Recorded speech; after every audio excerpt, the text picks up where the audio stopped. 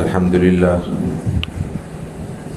لله نحمده ونستعينه ونستغفره ونؤمن به ونتوكل عليه ونعوذ بالله من شرور أنفسنا ومن سيئات أعمالنا من يهده الله فلا مضل له ومن يضلله فلا هادي له ونشهد أن لا إله إلا الله وحده لا شريك له ونشهد أن سيدنا وسندنا وحبيبنا ومولانا محمدا عبده ورسوله صلى الله تعالى على خير خلقه وبارك وسلم تسليما كثيرا كثيرا. أما بعد فأعوذ بالله من الشيطان الرجيم. بسم الله الرحمن الرحيم. وإنك لعلى خلق عظيم. قال أبو عيسى محمد بن عيسى الترمذي حدثنا محمود بن غيلان قال أنبأنا أبو مسامة عن شريك عن عاصم الأحول عن أنس بن مالك رضي الله تعالى عنه وعنهم قال إن النبي صلى الله عليه وسلم قال له يا ذا الأذنين صدق الله العظيم وصدق رسوله النبي الكريم ونحن على ذلك لمن الشاهدين والشاكرين والحمد لله رب العالمين. یہ ہماری ماہانہ درس کی 78ویں نشست ہے اور ہمارا جو سلسلہ شمائل ترمذی ہے اس سلسلے کی یہ 12ویں نشست ہے. ہم گزشتہ اس سے قبل 11 نشستوں میں امام ترمذی کی کتاب الشمائل کے احادیث ترتیب سے یہاں پہ پڑھنے کی سعادت حاصل کر رہے ہیں. آج ہمارے درس کا آغاز باب ما جاء فی صفت مزاح رسول اللہ صلی اللہ علیہ وسلم سے ہوتا ہے. آپ صلی اللہ علیہ وسلم مذاق اور مزاح کیسے فرماتے تھے اور اس کی کیا روایات سیرت کی کتب میں موجود ہیں. یہاں ایک دو باتیں پہلے ہم تمہیداً عرض کر دیں تاکہ بات آگے پھر روایات کے ترجمے کی صورت میں بڑھ سکے. انسانی مزاج میں جہاں کسی ناپسندیدہ بات پر طبیعت میں انقباض پیدا ہونا ہے، غصے کا اظہار ہے، ناپسندیدگی کے اظہار کی دوسری شکلیں، طبیعت ناساز ہو جاتی ہے، چہرہ تبدیل ہو جاتا ہے، لہجہ بدل جاتا ہے اور پھر وہ اس پہ بعد پھر رد عمل بھی دیتا ہے بعض اوقات. اسی طرح خوشی اور مسرت کا ذوق بھی انسان کے مزاج کا حصہ ہے. اچھی بات لگتی ہے، اچھی چیز کھاتا ہے، اچھی چیز دیکھتا ہے، اچھی بات سنتا ہے تو اس میں خوشی اور مسرت اور انبساط کی ایک کیفیت پیدا ہوتی ہے. یہ قدرتی طبیعت ہے، قدرت ہے، خود انسان کا مزاج کا حصہ ہے. ان دونوں رویوں میں اسلام کی جانب سے کوئی رکاوٹ نہیں ہے جب تک کہ یہ دونوں رویوں کے اظہار میں شریعت کے قانون کی پاسداری ہو رہی ہے اور شریعت کا کوئی اصول توڑا نہیں جا رہا. انسان مسرت کا اظہار کرتا ہے اور اس طرح کرتا ہے کہ شریعت کے حقوق پامال ہوتے ہیں، دوسروں کو نقصان پہنچتا ہے، یا ویسے ہی انسان ایسی حدود سے آگے بڑھ جاتا ہے جو پسندیدہ نہیں ہے اور شریعت نے اس کی بہت ساری مثالیں بیان کی ہوئی ہیں جو الگ موضوع ہے. یا انسان غصے میں آپے سے باہر ہو جاتا ہے اور وہ پھر اس انداز سے رد عمل دیتا ہے کہ وہ حد سے بڑھ جاتا ہے، پہلے وہ مظلوم ہوتا ہے اور پھر اظہار کرتے ہوئے خود ظالم بن جاتا ہے. تو یہ دونوں چیزیں شریعت میں پسندیدہ نہیں ہوں گی. لیکن عام حالات میں کسی بھی اچھی بات پہ انسان کا خوشگواری کا رد عمل دینا، کسی بات میں خوش ہونا، کسی بات میں مسکرا دینا، کسی بات کو پسند کرنا، یہ کوئی شریعت میں ناپسندیدہ نہیں ہے. یہ بات اصرار کے ساتھ اس لیے کہنی پڑ رہی ہے کہ ایک عرصے سے اب یہ محسوس ہو رہا ہے، دیکھا جا رہا ہے کہ عوام کی طرف سے بھی اور پھر اس کے شاید اسی کے رد عمل میں مذہبی شخصیات کی طرف سے بھی یہ تصور قائم کر لیا گیا ہے کہ اگر کوئی شخص مذہبی شخصیت، کوئی شخص مذہبی شناخت رکھتا ہے، عالم ہے، دینی رہنما ہے، تو اب اس پر لازم ہے کہ وہ چہرہ ایسا پختہ بنا کے رکھے کہ محسوس ہو کہ کوئی بت کھڑا ہے جس پہ دنیا کے کوئی جذبات اثر انداز نہیں ہوتے، نہ وہ ہنس سکتا ہے، نہ مسکرا سکتا ہے، نہ کوئی کسی کے ساتھ گھل مل کر بات کر سکتا ہے۔ یہ تو بہت نامناسب بات ہے، اس کو تو بڑا سخت لہجے، سخت تیور، سخت چہرے اور سخت تاثر کا حامل ہونا چاہیے۔ یہ شریعت کا تقاضا نہیں ہے۔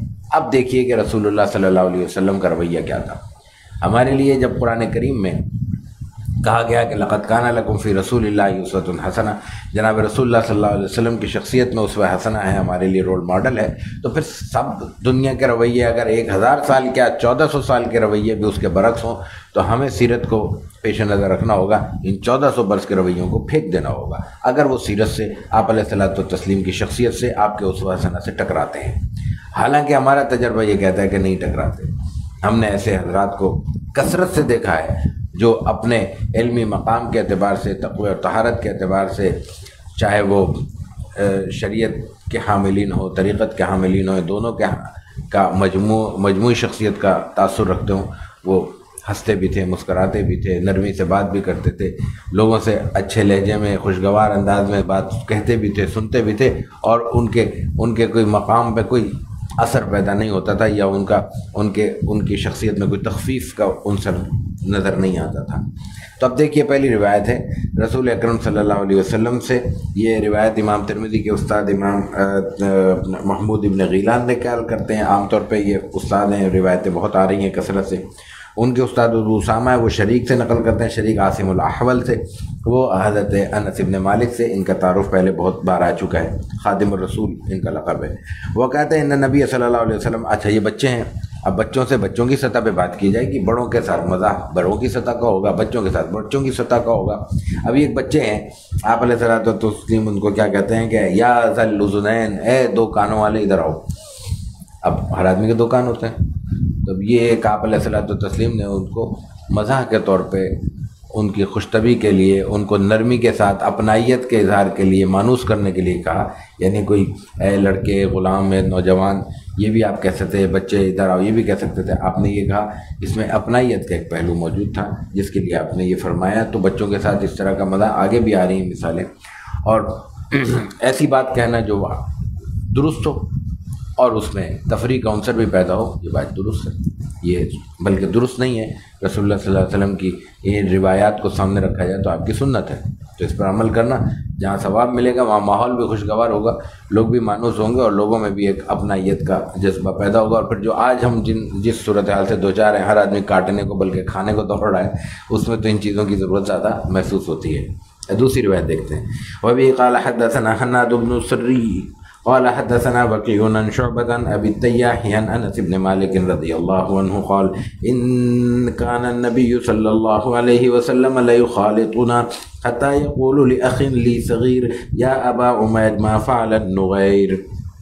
قال أبو عيسى وفقه هذا الحديث أن النبي صلى الله عليه وسلم كان يمازح، وفيه أنه كان غلاما صغيرا فقال له يا أبو عمير، وفيه أنه لا بأس أن يعطى الصبي الطير ليلعب به، وإنما قال له النبي صلى الله عليه وسلم يا أبا عمير ما فعل النغير لأنه كان له نغير يلعب به فمات فحزن الغلام عليه، فما دعاه النبي صلى الله عليه وسلم فقال یا ابا عمیر ما فعل النغیر۔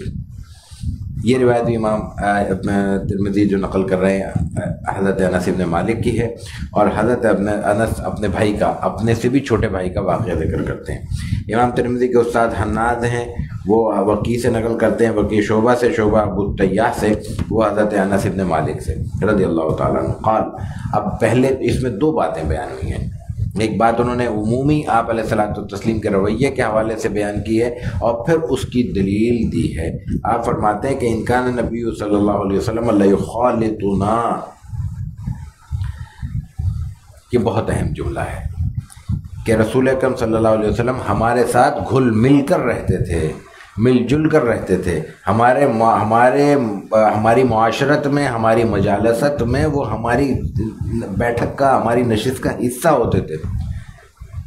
جب ایک پنڈال سجایا جائے اور اسٹیج الگ سے قائم کیا جائے اور اسٹیج اور پنڈال کے درمیان 50 اور 100 میٹر کا فاصلہ ہو تو یہ نہیں کہا جائے گا کہ یہ ایک مجلس ہے، یہ پنڈال ہے، یہ اسٹیج ہے، یہ دونوں الگ الگ ہیں، یہ کچھ اور لوگوں کے لیے ہے، یہ عوام کے لیے ہے۔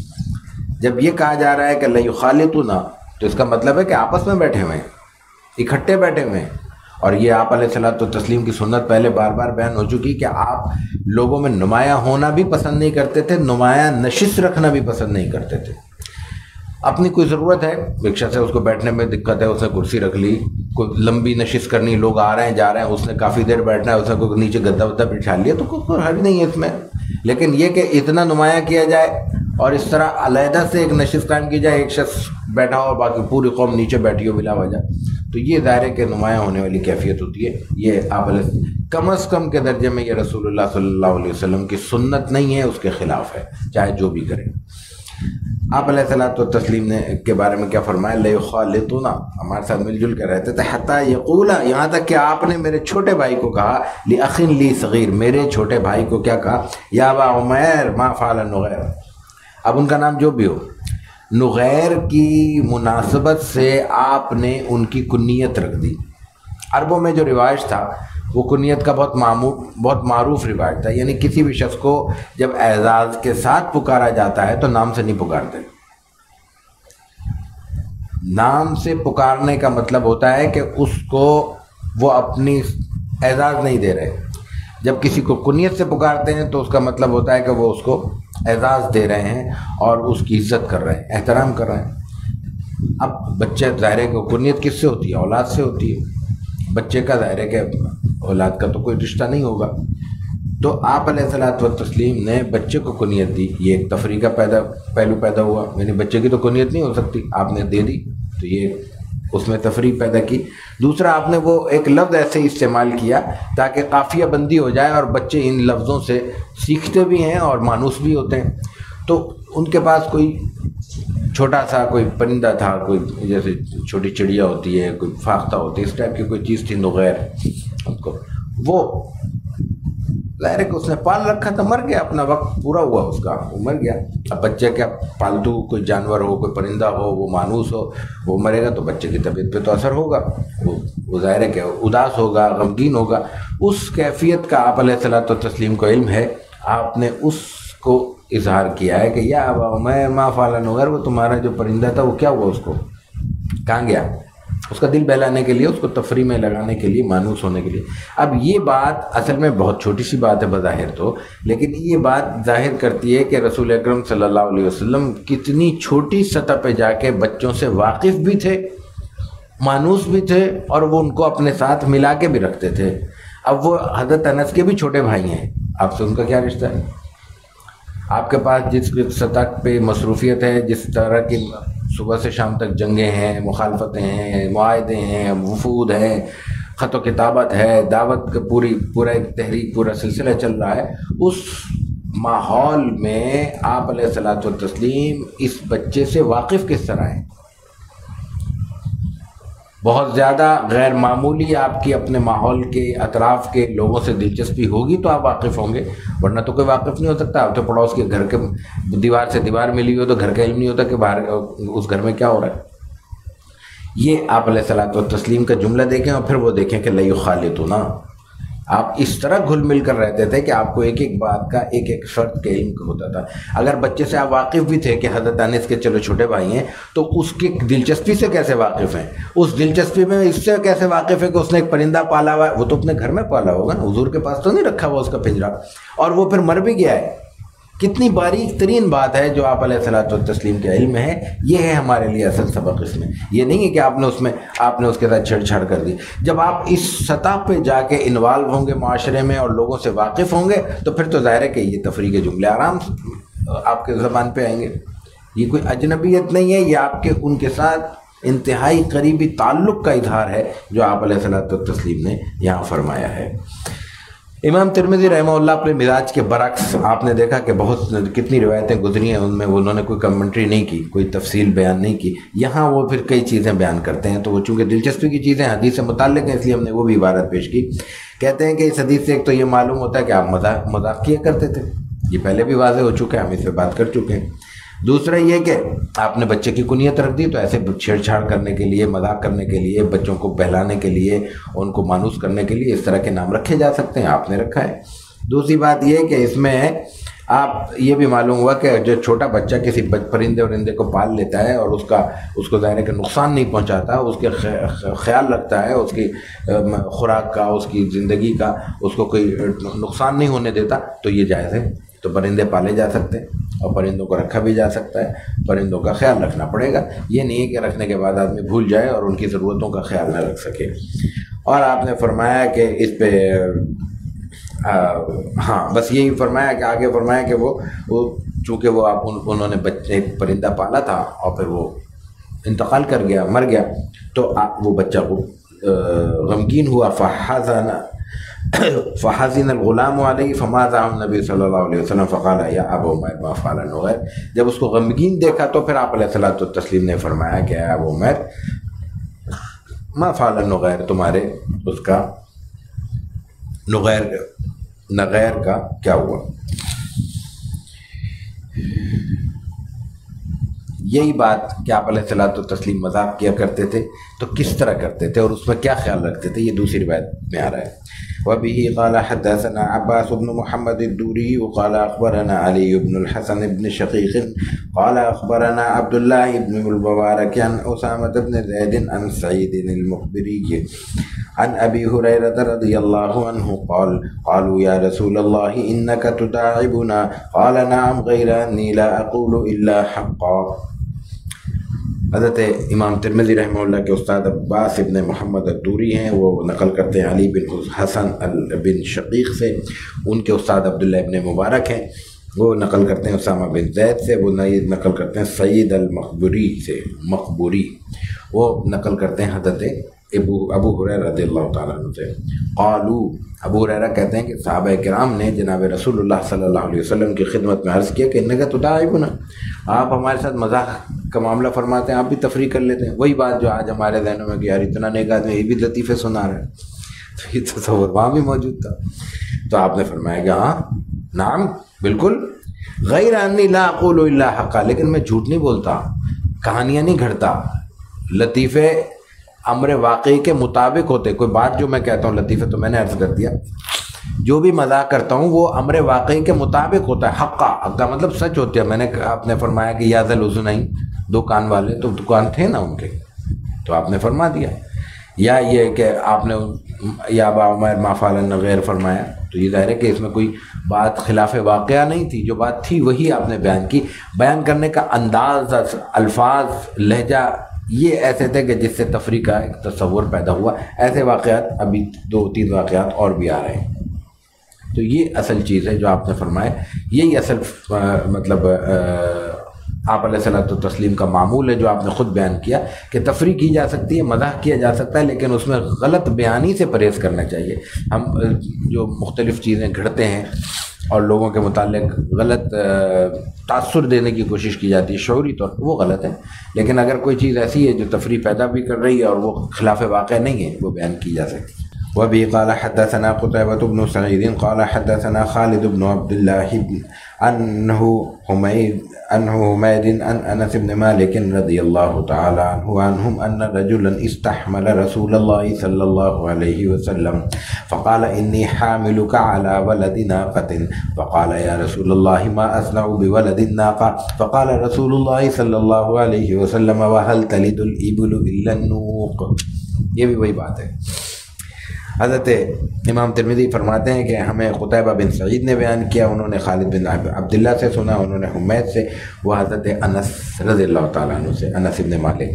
وہ کہتے ہیں حضرت انس دائر خادم سے بیٹھے ہوئے تھے، ان کے پاس ایک منظر پیش ہوا. کہتے ہیں کہ ایک شخص آیا، رجلن، کوئی شخص ضرورت مند تھا، اس نے سوال کر دیا، مانگ لیا آپ سے. آپ علیہ الصلوۃ والتسلیم کے دربار میں اس طرح سوال ہوتے تھے. استحمل رسول اللہ صلی اللہ علیہ وسلم، اس نے کہا کہ مجھے ذرا سواری دے دیجئے، میں بے سواری ہوں، مجھے کہیں جانا ہے، سواری نہیں ہے، سواری ادا کر دیں۔ آپ تفریح کے موڈ میں تھے، آپ نے کہا کہ حاملک علی ولد ناقۃ، تمہیں اونٹ کا بچہ دوں گا میں تمہیں، ناقہ اونٹنی کو کہتے ہیں اصل میں، مؤنث اونٹ کی مؤنث کو کہتے ہیں، تو آپ نے فرمایا میں اونٹنی کا بچہ دوں گا۔ اب اس نے کہا یا رسول اللہ میں اونٹنی کا بچہ کیا کہوں گا، میں تو اپنے سوار ہونے کے لیے مانگ رہا ہوں، آپ دے رہے ہیں، وہ تو میرے اوپر سوار ہو جائے گا، اس کو تو مجھے اٹھا کے لے جانا پڑے گا نا، بچہ ہوگا تو آپ نے فرمایا کہ وَهَلْ تَلِدُ الْإِبِلُ إِلَّا النُّوقُ، اونٹ بچے ہی جنتا ہے، اونٹ بچے ہی جنتا ہے، وَهَلْ تَلِدُ الْإِبِلُ إِلَّا النُّوقُ، اونٹ تو بچے ہی جنتا ہے، مطلب جو بھی اونٹ جو ہوگا وہ اونٹ بچے ہی کے طور پہ آئے گا، پھر وہ بڑا ہو جائے گا، لیکن ہر اونٹ کو اونٹ کا بچہ تو کہا جائے گا، اونٹنی کا بچہ ہی کہا جائے گا نا، اونٹنی ہی بچہ جنتی ہے۔ تو آپ نے ظاہر ہے کہ اس کو ایک تفریح کے طور پہ تھوڑا سا یوں کرنے کے لیے تھوڑی دیر پریشان کر دیا کہ بھئی تھوڑا، جب اس کے بعد اس کو اصل بات معلوم ہوئی تو وہ کتنا خوش ہوا ہوگا۔ یہ بھی ایک تفریح کا تصور ہوتا ہے، سسپینس جیسے پیدا کیا جاتا ہے، سرپرائز جس کو ہم کہتے ہیں دینا، یہ اس قسم کی ایک شکل ہے۔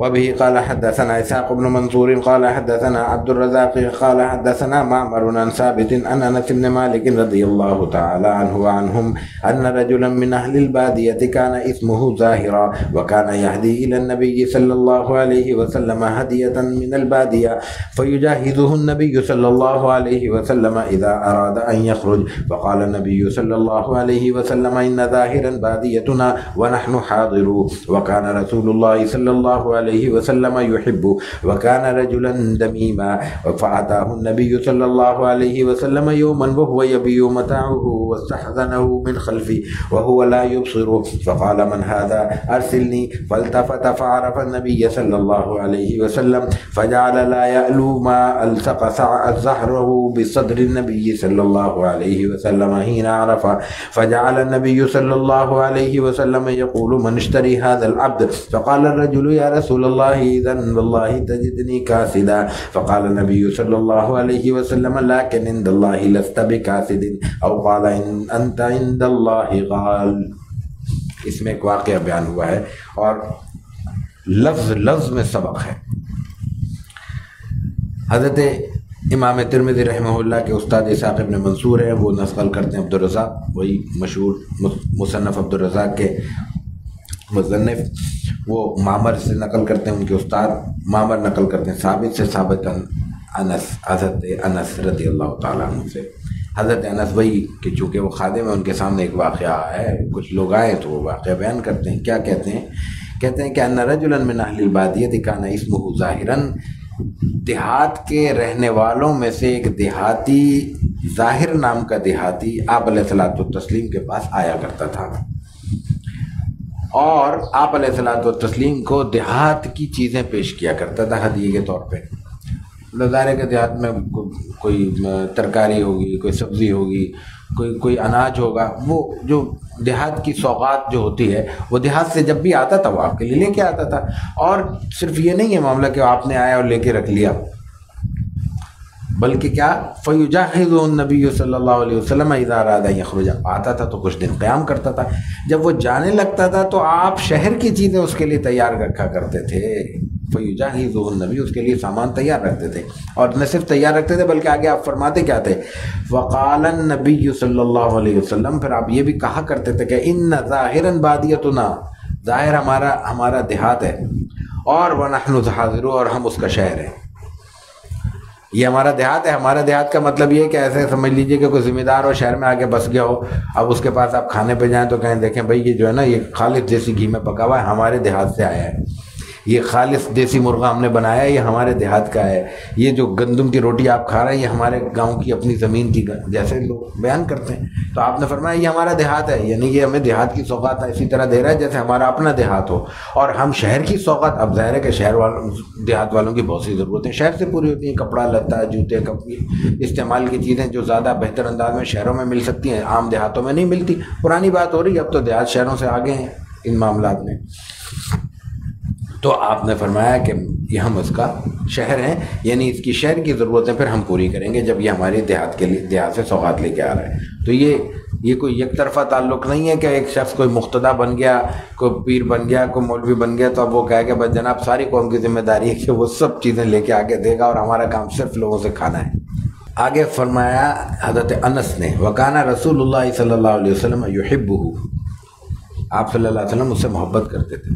اور وہ ایک عام دیہاتی شخص ہے، اور صرف دیہاتی شخص نہیں ہے، وہ سماجی اعتبار سے بے وقت آدمی ہے، اس کو خود احساس ہے. میں آگے اس کا جملہ نقل کرتا ہوں. وکانا رجلا دمیمن، حضرت انس دوسری بات یہ کہتے ہیں کہ شکل بھی کوئی ایسی نہیں تھی، دمیمن کا معمولی صورت، یا یوں کہہ لیں کہ بدصورت آدمی تھا. اتنی جیسے عام دیہات کے لوگ ہوتے ہیں کہ آدمی چلے ٹھیک ہے کسی کے سماجی اسٹیٹس نہیں ہے، شکل صورت ایسی ہے کہ آدمی ویسے عزت کرنے کا جی چاہ رہا ہے یا اس کے ساتھ بیٹھنے کا دل چاہ رہا ہے، ایسی کوئی بات نہیں ہے اس کے اندر، نہ مال ہے، نہ دولت ہے، نہ اسٹیٹس ہے، نہ شکل ہے، نہ صورت ہے. اور آپ کیا فرما رہے ہیں وکان رسول اللہ صلی اللہ علیہ وسلم یحب.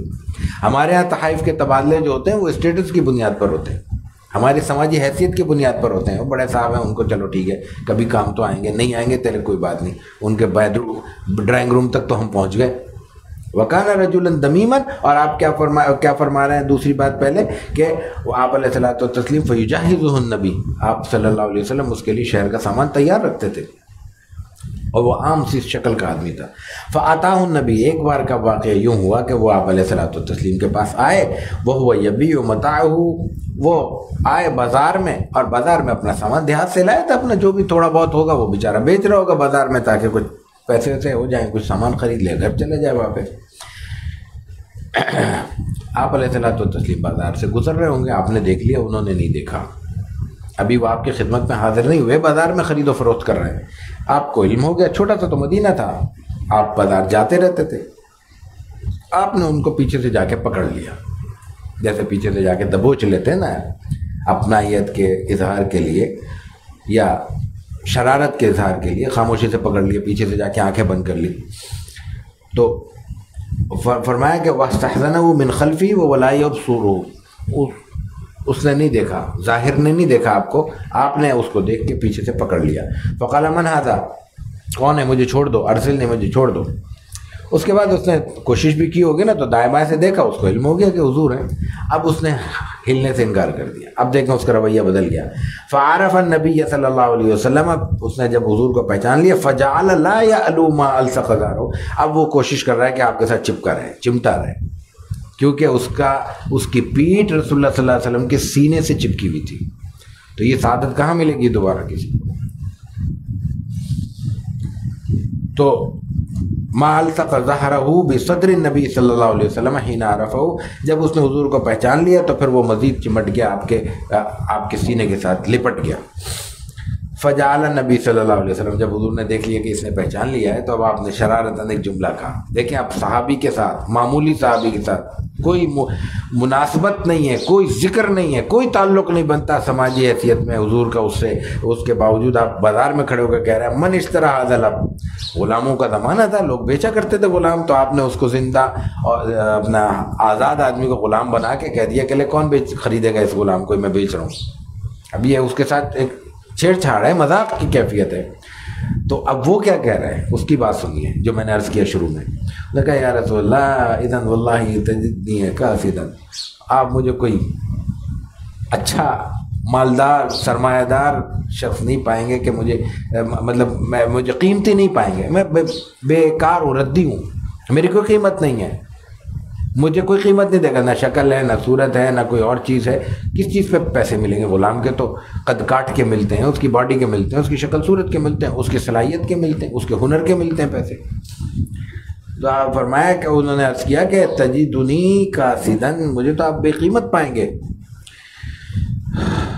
اب آپ علیہ الصلوۃ والتسلیم کا اصل کام شروع ہوتا ہے. فقال نبی صلی اللہ علیہ وسلم، آپ نے فرمایا لیکن عند اللہ لست بکاسد، دنیا تمہیں جس نظر سے دیکھے اللہ کے ہاں تم بے قیمت نہیں ہو. ظاہر ہے کہ تمہیں اللہ سے محبت، اللہ کے رسول سے محبت، صاحب ایمان، اور جو شخص صاحب ایمان ہے اس کی قیمت اللہ جانتا ہے. اللہ کے مخلوق کو اس کی قیمت کا کیا علم ہو سکتا ہے؟ جس قدر اس کا ایمان اللہ کے ہاں قابل قبول ہوگا، جس درجے میں اس کا ایمان ہوگا، اسی درجے میں اس کی قیمت ہوگی. دنیا اس کی شکل صورت سے جتنے غلط اندازے لگاتی رہے اور جتنے اس کو کم قیمت تصور کرتی رہے، لیکن عند اللہ لست بکاسد، اللہ کے ہاں تم کاسد نہیں ہو، کم قیمت نہیں ہو، بے وقت نہیں ہو، بلکہ دوسری روایت میں فرمایا، دوسرے الفاظ یہ آتے ہیں وقال انت عند اللہ غال، تم بڑے قیمتی ہو اللہ کے ہاں، بڑی وقت رکھتے ہو، بڑا وزن رکھتے ہو. تو تو اب آپ دیکھیے ایک عام شخص، اس کے ساتھ آپ علیہ الصلوۃ والتسلیم کا مذاق کا رشتہ کتنا گہرا ہے، اس کی اپنائیت کتنی ہے آپ کے ساتھ، آپ کی اس کے ساتھ محبت کتنی ہے، اور پھر اس کی حوصلہ افزائی کتنی کر رہے ہیں۔ وہ اپنے آپ کو اپنی دنیاوی حیثیت کے مطابق صحیح تصور کر رہا ہے، لیکن آپ اس کی حوصلہ افزائی کتنی کر رہے ہیں، اس کا حوصلہ کتنا بڑھا رہے ہیں۔ نہیں، اللہ کے یہاں تم بڑے وقت رکھتے ہو۔ تو ایک معاشرے میں سماجی اعتبار سے کمزور سمجھے جانے والے شخص کو آپ نے اٹھا کے کتنے بلندی پر پہنچا دیا، یہ آپ علیہ الصلوۃ والتسلیم کا کام۔ پھر اس کے ساتھ جو آپ کا رویہ ہے کہ وہ اگر ہدیہ لا رہا ہے وہ بھی خوشی سے قبول کر رہے ہیں۔ کسی سماجی اعتبار سے کمزور شخص سے ہدیہ قبول کرنا اور اس کا دل رکھنے کے لیے قبول کرنا، یہ الگ نیکی ہے۔ رسول اللہ صلی اللہ علیہ وسلم نے ہدیے کے معاملے میں دوسری جگہ پہ جو بات فرمائی، انہوں نے کہا کہ کوئی معمولی سی چیز بھی ملتی ہے قبول کرو۔ کیوں؟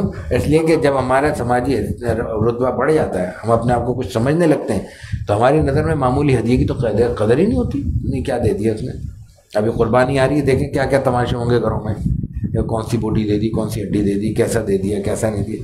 یہ نہیں دیکھ رہا ہے کسی نے جو ہے نا اپنے ایک بکرا کاٹا تھا، اس میں سے بھی تمہیں دے دیا لا کے، ان حالات میں ایک حصہ کیا تھا، اس میں سے بھی 2 بوٹیاں لا کے تمہارے دے رہے ہو۔ تو اصل میں تو یہ اس نے اپنے تحفے کے تبادلے کے طور پہ پیش کیا ہے، ہدیے کے تبادلے کے طور پہ پیش کیا ہے۔ اس کا مقصد یہ تھوڑی ہے کہ وہ تمہارے لیے کوئی جو ہے نا 1 مہینے کے کھانے کا انتظام کرنے کی ذمہ داری اس نے اٹھا لی ہے۔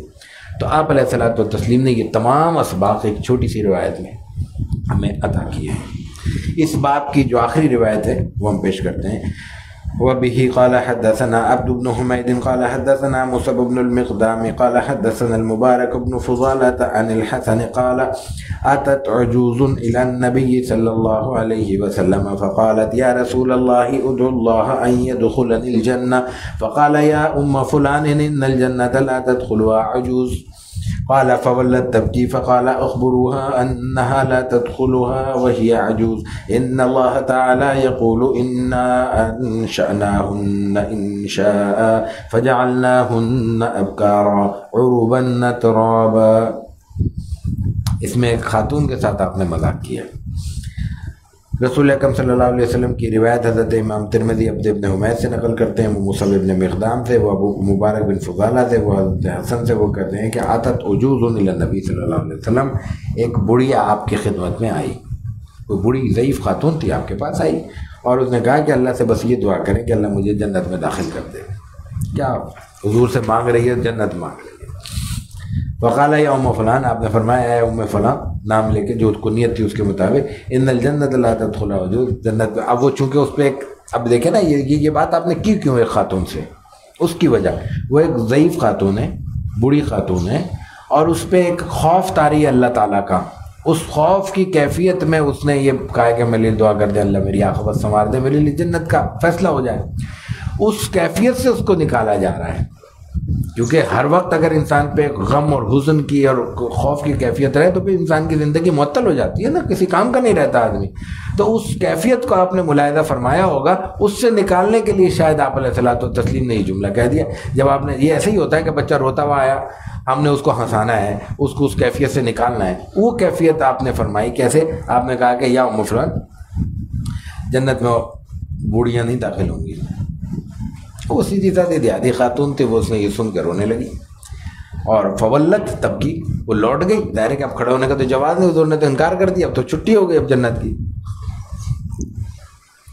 لیکن ظاہر ہے کہ غم ہے تو تبکی، جا بھی رہی ہے رو بھی رہی ہے۔ تو آپ کو ترس آیا، آپ نے کہا اخبروہا، اسے اطلاع دو جا کے، انہا لا تدخلوہا وہی عجوز، وہ جنت میں بوڑھاپے کے ساتھ داخل نہیں ہوگی۔ لا تدخلوہا وہی عجوز، جنت میں اپنے بڑھاپے کے ساتھ داخل نہیں ہوگی۔ کیوں؟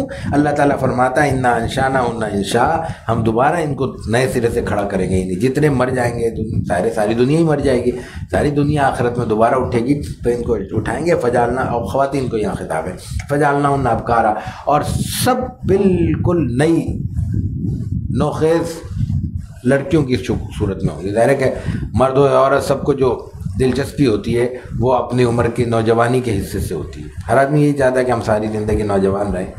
تو وہ مرد کی بھی خواہش ہے، عورت کی بھی، تو یہاں چونکہ عورتوں سے خطاب ہے اس لیے ان کو یہ بتایا گیا کہ ان کو بالکل ابکار باکرا یعنی غیر شادی شدہ نوجوان لڑکیوں کی صورت میں ان کو اٹھایا جائے گا، اور وہ بننا ترابا، وہ ان کی کیفیت یہ ہوگی کہ وہ جتنا عرصہ گزریں گے، ظاہر ہے کہ وہ ساری عمر ساری تا حیات ہے، مطلب وہ تو حیات کے ایک تو اللہ کی رضا ہمیشہ کے لیے، اور انسان کی عمر اور انسان کی صحت اور انسان کی صلاحیت بھی ایک جیسی رہے گی، اس میں کوئی تخفیف نہیں ہوگی۔ وقت گزرنے کے ساتھ ساتھ جن چیزوں میں کمی آتی ہے، جن چیزوں میں زوال آتا ہے، وہ جنت کے لیے نہیں ہے، وہ اس دنیا کے لیے ہے۔ عمر بڑھتی جاتی ہے، کمزور ہوتا جاتا ہے انسان، ایسا وہاں کچھ نہیں ہوگا۔ تو عرباً اترابا وہ ہمیشہ ایک جیسے رہیں گی، اور ان کی کیفیت وہی ہوگی کہ جیسے کمانے جائے کہ جب تم تو جنت میں بالکل نوجوان لڑکی کی صورت میں جاؤ گی، تو یہ تصور خود اس کو اس غم کی کیفیت سے نکالنے کے لیے کافی ہے۔ یہ کیفیت بیان کر کے آپ علیہ الصلوۃ والتسلیم نے ان کو اس کیفیت سے نکالا۔ تفریح کا ایک اور تصور،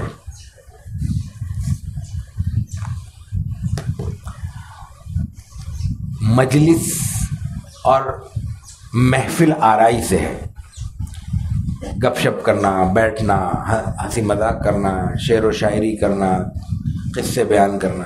آگے چل کے دو ابواب میں یہی باتیں بیان ہو رہی ہیں۔ تو آپ علیہ الصلوۃ والتسلیم صرف مزاح نہیں فرماتے تھے، لوگوں کے ساتھ صرف گھل مل کر نہیں رہتے تھے، بلکہ اس گھل ملنے کی کیفیت میں آپ علیہ الصلوۃ والتسلیم مسلسل لوگوں کے ساتھ ایک عوامی سطح پہ تعلق رکھتے تھے۔ یہ آگے جو باب آ رہا ہے، باب ما جاء فی صفت کلام رسول اللہ صلی اللہ علیہ وسلم فی الشعر، وبه قال حدثنا علي بن حجر قال حدثنا شريك عن المقدام بن شريح عن عائشة رضي الله تعالى عنها قالت قيل لها هل كان النبي صلى الله عليه وسلم يتمثل بشيء من الشعر؟ قالت كان يتمثل بشعر ابن رواحة ويتمثل ويقول ويأتيك بالأخبار من لم تزودي۔ امام ترمذی کے استاد، یہ باب ہے باب ما جاء فی صفت کلام رسول اللہ صلی اللہ علیہ وسلم فی الشعر، کلام رسول میں شعر کے ذکر کے حوالے سے یہ باب ہے۔ امام ترمذی کے استاد علی بن حجر ہیں، وہ شریک سے نقل کرتے ہیں، وہ مقدام بن شریح سے، اور مقدام پھر اپنے والد شریح سے نقل کرتے ہیں، اور شریح نقل کرتے ہیں حضرت عائشہ صدیقہ رضی اللہ تعالی عنہا سے۔ قالت، حضرت عائشہ فرماتی ہیں، قیل لہا، انہیں کہا گیا، ان سے پوچھا، حضرت عائشہ سے سوال ہوا کہ هل كان نبی صلی اللہ علیہ وسلم یتمثل بشیء من الشعر، اشعار بھی میں سے بھی کچھ آپ پڑھا کرتے تھے، بیان کیا کرتے تھے؟ قالت کانا، تو حضرت عائشہ نے ایک واقعہ بیان کیا، یتمثل بشعر ابن رواحہ ویتمثل ویقول، ابن رواحہ کے شعر پڑھتے تھے، اور خاص طور سے یہ مصرع آپ بہت پڑھا کرتے تھے، ویاتیک بالاخبار من لم تزودی، اور تمہارے پاس ایسی خبریں بھی آتی ہیں جن خبروں کے لانے والوں کو تم نے کچھ نہیں دیا، کوئی زیادہ راہ نہیں دیا، کچھ پیسے سے نہیں دیے۔ مثلا اگر ہم کسی کو خبر لانے پر کہیں کی اطلاع کے لیے، کوئی معلومات جمع کرنے کے لیے کسی کو ہائر کریں تو پیسے دینے پڑیں گے۔ تو شاعر یہ کہتا ہے کہ ہمارے پاس تو ایسے انجانے میں خبریں لوگ دے جاتے ہیں کہ ہمیں کچھ خرچ کرنے کی ضرورت ہی نہیں پڑتی۔ اب یہ ایک شعر تھا جس کو رسول اللہ صلی اللہ علیہ وسلم کو پسند آیا، مصرع عربی میں اس کا زیادہ حسن تھا، وہ آپ نے بیان کیا، اور مطلب عام طور پہ یہ پڑھا کرتے تھے۔ یہ ایک واقعہ، مطلب ایک شعر ہے، پڑھتے تو آپ بار بار تھے یہ، لیکن یہ ایک مصرے کی بات ہو رہی ہے، آگے اور اس قسم کی چیزیں آتی ہیں۔ وبه قال حدثنا محمد بن بشار قال حدثنا عبد الرحمن بن مهدي قال حدثنا سفيان بن الثوري عن عبد الملك بن عمير قال حدثنا ابو سلمة عن ابي هريرة رضي الله تعالى عنهم قال قال رسول الله صلى الله عليه وسلم ان اصدق كلمة قالها الشاعر كلمة لبيد على كل شيء ما خلا الله باطل وكاد أمية بن ابي السلط ان يسلم۔ امام ترمذی کے استاد محمد ابن بشار ہیں، ان کے استاد عبد الرحمن ابن مہدی ہیں، وہ نقل کرتے ہیں سفیان ثوری سے، سفیان ثوری نقل کرتے ہیں ملک بن عمیر سے، وہ نقل کرتے ہیں ابو سلمہ سے، ابو سلمہ نقل کرتے ہیں ابو ہریرہ رضی اللہ تعالی عنہ سے۔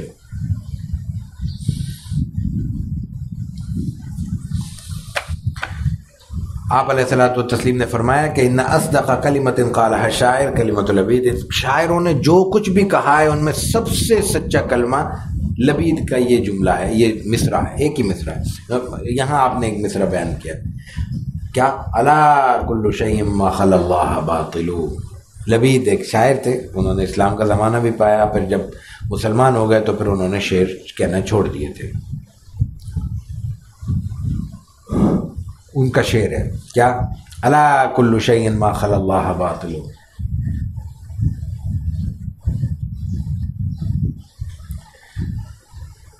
اللہ کے سوا جو کچھ ہے سب باطل ہے. الا کل شیء ما خلا اللہ، اللہ کے سوا باطل جو کچھ ہے. اس کا دوسرا مصرع میں یاد کرا تو یاد آ گیا وَكُلُّ نَعِيمٍ لَا مَحَالَةَ زَائِلُ. الا کل شیء ما خلا اللہ باطل وَكُلُّ نَعِيمٍ لَا مَحَالَةَ زَائِلُ. اللہ کے سوا جو کچھ ہے سب باطل ہے، اور ہر نعمت لازمی طور پر دنیا میں زائل ہو کر رہے گی. وَكُلُّ نَعِيمٍ لا محالۃ زائل. انسان کے پاس سب کچھ بھی ہو لیکن جب دنیا سے رخصت ہو رہا ہے اس کے پاس کیا ہوگا؟ انسان کے پاس دولت کے انبار لگے ہوئے ہیں اور دنیا میں ہر طرح کی عیاشی کرتا ہے، لیکن عمر بڑھ گئی ہے، زیادہ ہو گئی ہے، قوا مزمحل ہوگا، شوق ہی نہیں رہا. وقت کے ساتھ ساتھ بہت سارے شوق ختم ہو جاتے ہیں انسان کے، کیا کرے گا وہ؟ کل نعیم لا محالۃ زائل، ہر نعمت زائل ہونے والی ہے. یہ آپ علیہ الصلوۃ والتسلیم فرماتے ہیں کہ یہ شاعروں کا جتنا بھی کلام ہے جو آپ کے سامنے موجود تھا ان میں سب سے عمدہ کلام ہے. یہ ایک بات ہے. آگے دوسری بات کی وَقَادَ أُمَيَّةُ بْنُ أَبِي الصَّلْتِ أَن يُسْلِمَ. امیہ ابن سلط ایک اور شاعر ہے، یہ مسلمان نہیں ہوا. وہ آخرت، قدرت، قضاء و قدر، اللہ تعالیٰ، توحید، اس کے حوالے سے بہت اچھی باتیں کرتا رہا ہے. تو آپ فرماتے ہیں کہ یہ اسلام لانے کے بہت قریب تھا کہ یہ بھی مسلمان ہو جاتا، لیکن مسلمان نہیں ہوا. اس کا مطلب کیا ہوا؟ اصل چیز جو ثابت کرنی ہے وہ یہ کہ رسول اکرم صلی اللہ علیہ وسلم کو اس وقت کے شاعروں کا، ان کے کلام کا اور ان کے کلاموں کی نوعیتوں کا علم تھا. ناواقف نہیں تھے تو شعر سنتے تھے تو واقف ہوں گے نا. صرف یہ بات ہے کہ رسول اللہ صلی اللہ علیہ وسلم کو اللہ تعالیٰ کی قدرت کے مطابق شعر کی طرف مناسبت اس معنی میں نہیں تھی کہ آپ کو شعر کہہ دیں. خود شعر نہیں کہتے تھے. شعر آپ کی مزاج کے، آپ کی شخصیت کے ہی مناسب نہیں تھا. یہ چھوٹی چیز ہے. نبوت کے مقام کے مقابلے میں شعر کی کیا حیثیت ہے اور کیا اہمیت ہے. تو رسول اللہ صلی اللہ علیہ وسلم نے شعر کہے نہیں ہیں، لوگوں کے شعر بیان کیے. اور بعض اوقات آپ علیہ الصلوۃ والتسلیم کی زبان پر قدرتی طور پر کچھ مصرے جاری بھی ہو گئے. اب اس میں پھر بعض اوقات ہمارے علماء پھر تعویل کرتے ہیں محدثین نے کہ شاید یہ یوں وزن میں نہیں پڑا، غیر وزن کے ساتھ پڑھا. ایسا بھی ملتا بھی ہے بعض جگہ کہ شعر درست ہے، آپ اس کو درست وزن کے مطابق نہیں پڑھ رہے. لیکن اس کی ضرورت نہیں ہے. جو شعر آپ نے جیسے پڑھا ہے ویسے بیان کر دیا گیا ہے. تو جو شعر آپ نے وزن میں پڑھا ہے وہ وزن میں بیان ہوا ہے، جو نہیں پڑھا نہیں ہوا، کیونکہ آپ کا مقصود شعر نہیں تھا، شاعری نہیں تھی. آج بھی شاعری کو دوسرے درجے کی چیز سمجھا جاتا ہے، پہلے درجے کی تو چیز سمجھا نہیں جاتا. جو بڑے اچھے پڑھے لکھے لوگ ہیں اور فاضل ہیں اور ان کے ساتھ ساتھ ان کے اپنے اپنے کسی بھی دینی اور علمی معاملے میں ان کی شناخت موجود ہے اور اس کے ساتھ اللہ نے ان کو شعر گوئی کی بھی صلاحیت دی ہے، تو وہ اپنی شعر گوئی کو دوسری سطح پہ رکھتے ہیں، تیسری سطح پہ رکھتے ہیں، پہلی سطح پہ نہیں رکھتے. وہ یہ نہیں چاہتے کہ ہمیں بطور شاعر شناخت شمار کی جائے. تو یہی بات عام آدمی کے لیے کہی جا سکتی ہے. تو رسول اللہ صلی اللہ علیہ وسلم کے مقابلے میں اس کی کیا حیثیت ہوگی. تو یہ بات یہاں پہ آپ نے فرمائی ہے. دوسری روایت وَبِهِ قَالَ حَدَّثَنَا مُحَمَّدُ بْنُ الْمُثَنَّى قَالَ حَدَّثَنَا مُحَمَّدُ بْنُ جَعْفَرٍ قَالَ حَدَّثَنَا شُعْبَةُ عَنِ الْأَسْوَدِ بْنِ قَيْسٍ عَنْ جُنْدُبِ بْنِ سُفْيَانَ الْبَجَلِيِّ قَالَ أَصَابَ حَجَرٌ أُصْبَعَ رَسُولِ اللَّهِ صلى الله عليه وسلم فدميت فقال هل أنت إلا أصبع دميت وفي سبيل الله ما لقيت. یہ شعر رسول اللہ صلی اللہ علیہ وسلم کی طرف منسوب ہے. یہ شاید آپ نے خود فرمایا ہے اور یہ وزن میں بھی ہے اور مکمل شعر ہے. امام ترمذی کے استاد محمد ابن مثنیٰ ہے، وہ کہتے ہیں کہ مجھے محمد بن جعفر نے بیان کیا. محمد بن جعفر نے شعبہ سے سنا، شعبہ نے اسود ابن قیس سے، انہوں نے جندب ابن سفیان البجلی سے. وہ کہتے ہیں کہ کسی موقع پر آپ علیہ الصلوۃ والتسلیم کی انگلی میں کوئی پتھر لگا اور اس سے خون نکل آیا. کسی غزوے کے موقع پر کسی بھی کام میں مصروف تھے، تو آپ کو تکلیف ہو گئی, لگ جاتا ہے, بہت زیادہ چوٹ تو نہیں ہے لیکن خون نکلا ہے. تو آپ نے جیسے شاعر کا ایک مزاج ہوتا ہے, وہ اس کی جھلک دیکھیے کہ وہ ایک بات کو پورا ایک تخیل بنا دیتے ہیں, اور تخیل کو ایک شعر کر دیتے ہیں, اور پورا ایک فلسفی پیش کر دیتے ہیں. تو آپ نے فرمایا کہ حلن تیلا اس کو اندمی, تم کیا ہوا, ایک انگلی تو ہو, انگلی کو خون لگ گیا, خون آ گیا, کیا ہو گیا؟ وفی سبیل اللہ ما لگی تھی, تمہیں تو خوش ہونا چاہیے کہ تمہیں یہ جو تکلیف پہنچی ہے یہ اللہ کے راستے میں پہنچی ہے. یہ انگلی کو خطاب کر کے آپ نے یہ شعر کہا ہے کہ حل انت الا اصبع اندمی, تم ایک انگلی ہو, تمہیں ایک تکلیف پہنچی ہے, اس کے نتیجے میں خون نکلا ہے. وفی سبیل اللہ ما لگی تھی, اور یہ جو تکلیف پہنچی ہے یہ کہاں ہے؟ اللہ کے راستے میں پہنچی. وبه قال حدثنا ابن ابي عمر قال حدثنا سفيان بن عيينة عن الاسود بن قيس عن جندب بن عبد الله البجلي نحوه. ہم نے پہلے یہ عرض کیا تھا کہ محدثین کے ہاں دو طریقے ہیں, دو الفاظ استعمال ہوتے ہیں, نحوہ اور مثلہ. جب مثلہ, اچھا دونوں کا معنی ایک ہی ہے, اس کی طرح, اس جیسا, اس کی مثل, اس کے مطابق, یہ معنی ہوتا ہے. تو جب مثلہ بیان کیا جائے تو اس سے مراد ہوتی ہے کہ جو روایت پہلے بیان ہوئی ہے یہی روایت, یہی لفظ بالکل بعینی ہی دوسری سند سے بھی بیان ہوئے ہیں.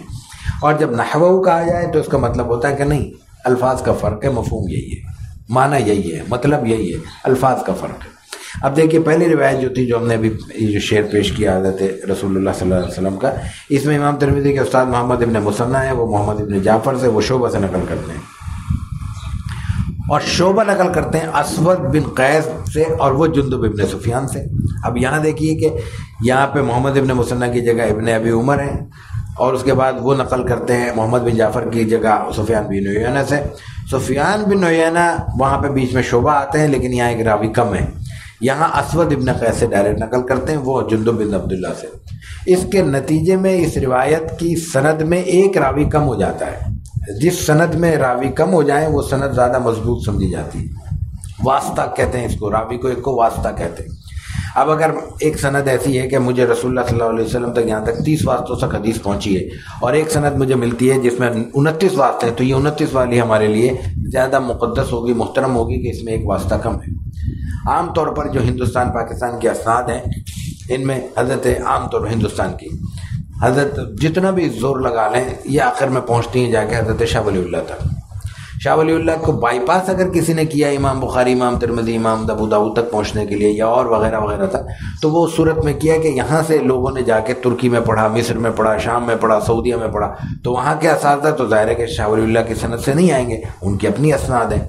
اگر ہندوستان, پاکستان, افغانستان, بنگلہ دیش, مالدیپ, بھوٹان, نیپال, اس پٹی کا کوئی شخص ہے اور وہ یہاں کے استادوں سے پڑھ رہا ہے, تو یہ ممکن نہیں ہے کہ اس کی سند میں شاہ ولی اللہ نہ آئی. حضرت شاہ ولی اللہ رحمہ اللہ کو اللہ تعالیٰ نے عجیب ایک اعزاز عطا کیا ہے. تو اس میں پھر ہمارے ہاں سندوں میں مقابلہ ہوتا ہے کہ سند عالی کتنی ہے, کس کی ہے, اس میں کتنے راوی کم ہیں. تو اس طرح پھر اس میں مختلف راویوں کے اعتبار سے سند کا مقام متعین ہوتا ہے. جتنے کم راوی ہوتے ہیں اتنی سند کو عالی سمجھا جاتا ہے, یعنی بلند سمجھا جاتا ہے. یہاں یہ سند چونکہ عالی ہے اس لیے امام ترمذی نے اس سند کو تو نقل کیا ہے, لیکن چونکہ یہ واقعہ ہے, قولی حدیث نہیں ہے. قولی حدیث ہوتی تو پھر اس میں لفظ وہی لانے چاہیے تھے, زیادہ مناسب ہوتا, تو مثلہ ہوتا. یہاں راوی جب کوئی واقعہ بیان کرتا ہے تو الفاظ میں تبدیلی ہو جاتی ہے, تو وہ تبدیلی ہو گئی, اس لیے انہوں نے کہا کہ بات وہی ہے, لیکن مجھے ایک اور اس سے عالی سند سے یہ بات معلوم ہوئی ہے, الفاظ کا فرق ہے, اس لیے انہوں نے اس کو الگ سے نقل کیا ہے. ٹھیک ہے. وبه قال حدثنا محمد بن بشار قال حدثنا يحيى بن سعيد قال حدثنا سفيان الثوري قال حدثنا ابو اسحاق عن البراء بن عازب رضي الله تعالى عنه وعنهم قال قال له رجل افررتم من رسول الله صلى الله عليه وسلم يا ابا عمارة فقال لا والله ما والله رسول الله صلى الله عليه وسلم ولكن والله سرعان الناس تلقتهم هوازن بالنبل ورسول الله صلى الله عليه وسلم على بغلته وابو سفیان بن الحارث بن عبد المطلب آخر بلجامها ورسول الله صلی اللہ علیہ وسلم يقول انا النبی لا كذب انا ابن عبد المطلب.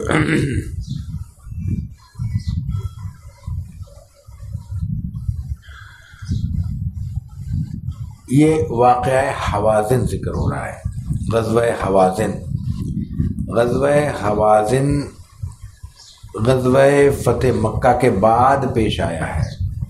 غزوہ حوازن کو حنین بھی کہتے ہیں، اور اس غزوے میں شہید ہونے والے صحابہ کرام کی قبریں مکہ مکرمہ کے بالکل قریب جعرانہ کے پاس ہیں۔ جعرانہ وہی مقام ہے جہاں سے عمرے کا بعض اوقات احرام باندھتے ہیں، اور اس کو عوام میں مشہور ہے کہ اس کو بڑا عمرہ کہا جاتا ہے۔ رسول اللہ صلی اللہ علیہ وسلم کی سنت ہے وہاں سے باندھ لینا چاہیے۔ بڑا چھوٹا عمرہ کوئی نہیں ہوتا، فاصلہ زیادہ ہے مسجد عائشہ کے مقابلے میں، اس نسبت سے کوئی کہہ دے تو ٹھیک ہے، لیکن بس کچھ عوامی اصطلاحات ہوتی ہیں۔ عرفہ کا دن جمعے کو پڑ جائے تو کہتے ہیں حج اکبر ہے، وہ حج اکبر حج ہے، عمرہ حج اصغر ہے۔ تو حج اکبر کا تعلق جمعے اور جمعرات سے نہیں ہے، اللہ کے سب دن ایک جیسے ہیں، مقدس ہیں، محترم ہیں۔ عام دنوں میں عام حوالوں سے جمعے کو ایک مقام حاصل ہے، لیکن جب اللہ کے گھر میں عرفہ پہنچ گئے پھر جمعہ کیا اور ہفتہ کیا اور اتوار کیا۔ تو اسی طرح ایک عوام میں مشہور ہے۔ تو جعرانہ وہ مقام ہے، وہاں پہ جو قبریں ہیں وہ یہ اسی غزوے کی ہیں۔ اس غزوے کا احوال تو ظاہر ہے کہ سیرت کا بیان ہے، وہ الگ سے کسی موقع پر سیرت کے مقام پہ آتا رہتا ہے انشاءاللہ۔ اس غزوے میں آپ علیہ الصلوۃ والتسلیم جب نکلے تھے تو بہت بڑی تعداد تھی مسلمانوں کی، اس سے زیادہ بڑا لشکر مسلمانوں کے ساتھ نہیں تھا۔ اس میں دو طرح کے مسلمان تھے، ایک تو وہ تھے جو شروع سے ایک عرصے سے آپ کے ساتھ تھے، وقفے سے مختلف اوقات میں آپ کے ساتھ رہے تھے، تو آپ کی صحبت اٹھائی ہوئی تھی، تو ان کا ایک درجہ بھی الگ تھا اور ان کی تربیت بھی الگ تھی۔ اور بعض تھے جو ابھی تازہ مسلمان ہوئے تھے، زیادہ آپ کی صحبت کا اثر نہیں ہوا تھا ان پہ، تو ظاہر ہے انسانی مزاج میں بہت ساری باتیں ہوتی ہیں وہ جو رفتہ رفتہ درست ہوتی ہیں۔ تربیت کا مرحلہ جب طویل ہوتا ہے تو اس کی وجہ یہی ہے کہ انسان بہت آہستگی سے بہت ساری چیزیں سیکھتا ہے۔ تو ان کو چونکہ صحبت رسول صلی اللہ علیہ وسلم بہت زیادہ مدت نہیں ملی تھی، تو کچھ چیزیں عام انسانی کمزوریوں میں ان سے بھی صادر ہوئیں۔ تو ایک تو پہلے ہی شروع میں ایک جملہ بعض صحابہ کے، نوجوان صحابہ کے زبان سے نکل کے، اتنا بڑا لشکر ہے ہمیں کون ہرائے گا۔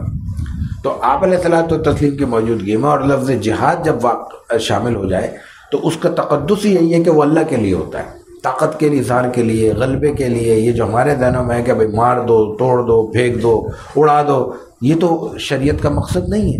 آپ علیہ الصلوۃ والتسلیم کے غزوات میں کتنی بار یہ بات سامنے آتی ہے کہ آپ نے دشمن کا پیچھا کیا ہے، دشمن بھاگ گیا ہے، آپ لوٹ آئے ہیں، صحابہ نے کہا پیچھا کر لیں، یہ تو صاف ہو جائے گا، علاقہ پورا ہمارے قبضے میں آ جائے گا، یہ دور تک یہ پیچھے چلے جائیں گے۔ آپ نے کہا دشمن کو اللہ نے ٹال دیا ہے، ٹال دو، بس شکر ادا کرو، واپس آ جاؤ، اللہ سے آزمائش سے بچنا ہے۔